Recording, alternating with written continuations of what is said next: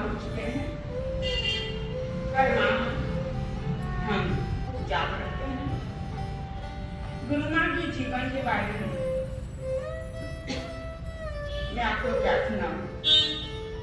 गुरु मां का जीवन ऐसी खुली किताब था कि हर व्यक्ति उसको अच्छी तरह से पढ़ सकता है।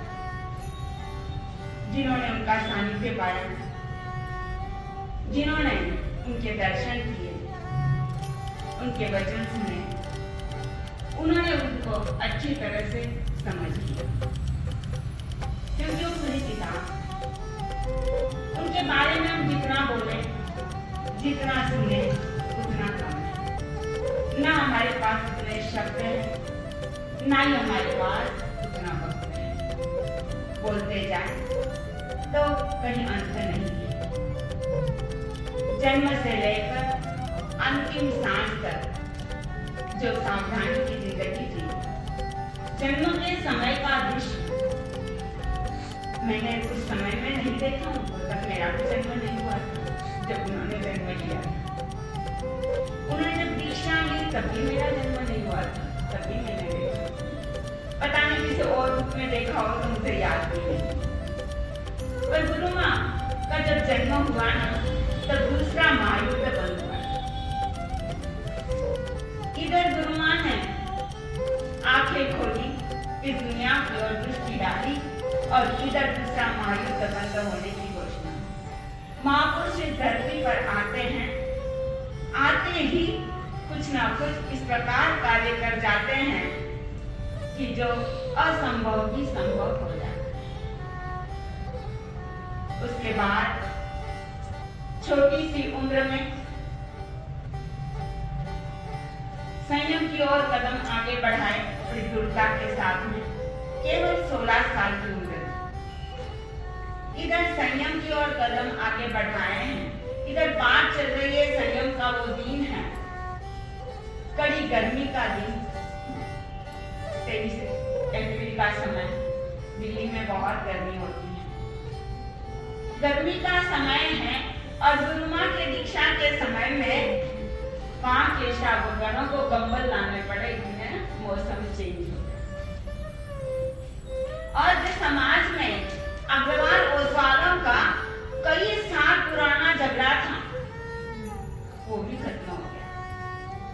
देखो, एक एक कदम जब व्यक्ति आगे बढ़ता है, पुण्यात्मा जब आगे बढ़ती है, तो संसार को कैसे बांटती चली जाती है।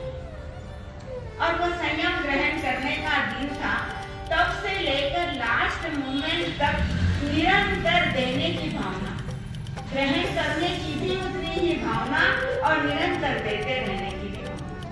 कोई आया है तो तुरंत उसको जो चाहिए, जिस प्रकार का चाहिए, उस प्रकार का मैटर उनके पास मौजूद है, और वो दे दिया करते थे खुले दिल से। कोई भी व्यक्ति हो, किसी भी संप्रदाय का हो, चाहे साधु हो, चाहे शावक हो, किसी के साथ में भी ये भेदभाव उनके भीतर में नहीं है। हर एक के साथ मिलने की उसी दृढ़ता थी, और वही प्यार, वही वात्सल्य। मुझे याद आता है कि हम दुनिया में थे, और मंदिर वाली सतिया,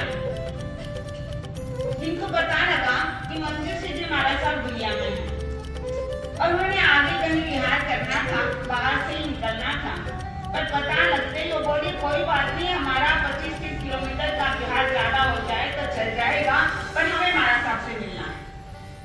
वो हमें पुणे में मिले थे, बड़ा प्यार भरा संबंध है हमारा, हमें उनसे मिलना है। और वो 25 किलोमीटर का चक्कर लगा के महाराज साहब से मिलने आई। 2 घंटे महाराज साहब के पास में बैठी और खूब आनंदित होकर चली।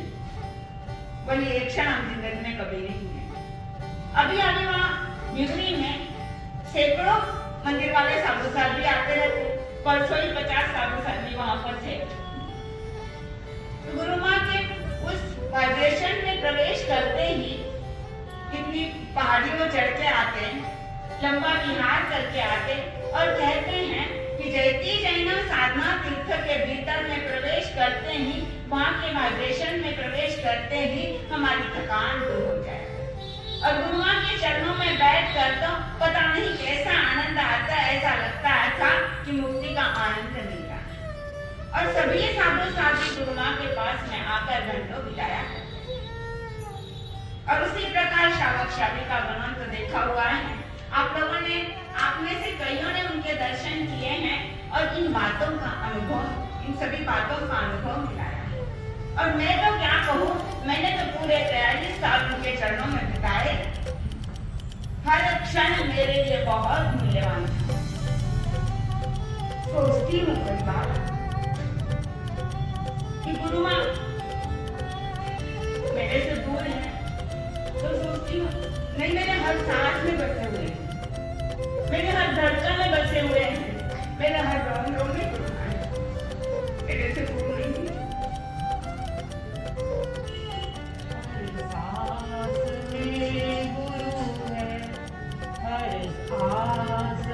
हर सांस में गुरु है, हर आस में गुरु है, मेरे तेरे सबके आस पास में गुरु।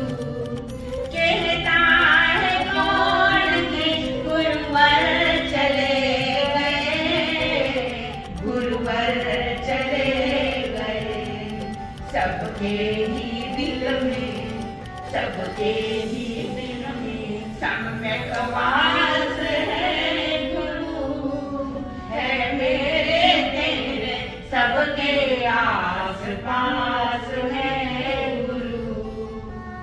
इस प्रकार उनकी छाया, उनका वो प्यार भरा वात्सल्य, उनकी वो प्रेरणा, उनका वो ज्ञान, सम्यक दर्शन, क्या क्या गुण नहीं गिना। अखाड़ गुणों का सागर थी कही गुरु माँ, और जल्दी मोक्ष के पथगामी थी। हर क्षण हर समय ये लगा रहता था कि मोक्ष मेरे निकट है।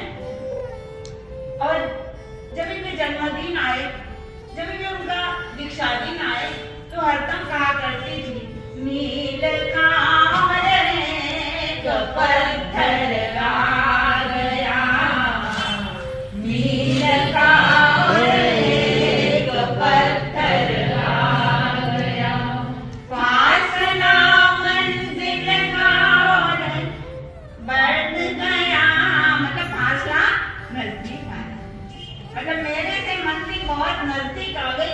ये हर क्षण वो महसूस करते थे और कहते थे कि मेरे को ज्यादा जन्म मरण करने नहीं है, मेरे ज्यादा जन्म मरण बाकी नहीं है, मैं ये जन्म है